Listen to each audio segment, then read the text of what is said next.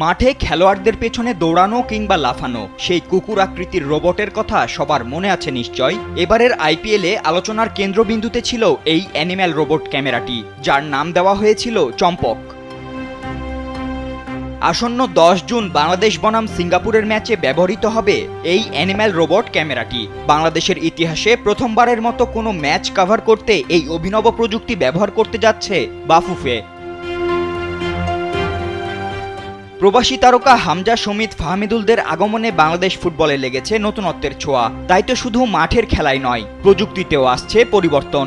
যে ধারাবাহিকতায় English premier league, Spanish লা লিগা কিংবা বিশ্বকাপের মতো বড় আসরে যেসব প্রযুক্তি ব্যবহার করা হচ্ছে, এবার সেই সব প্রযুক্তিরই স্বাদ পেতে যাচ্ছে বাংলাদেশের দর্শকরাও। ওয়ালটন আবারও মিলিয়নিয়ার অফারে ওয়ালটন ফ্রিজ কিনে আপনিও হয়ে যেতে পারেন মিলিয়নিয়ার। ডাইনামিক 1 নামের এই বিশেষ অ্যানিম্যাল রোবটে রয়েছে হাই রেজলিউশন ক্যামেরা, সেন্সর এবং স্মার্ট কন্ট্রোলার, যা নিজস্ব এআই কন্ট্রোলিং সিস্টেমের মাধ্যমে চলতে পারে। যে কারণে মাঠের একদম পাশেই ঘোরাফেরা করতে দেখা যাবে এই রোবটকে, যেখান থেকে এমন সব দৃশ্য ধারণ করবে এই অভিনব প্রযুক্তি, যা আগে কখনো দেখা যায়নি দেশের কোনো খেলায়।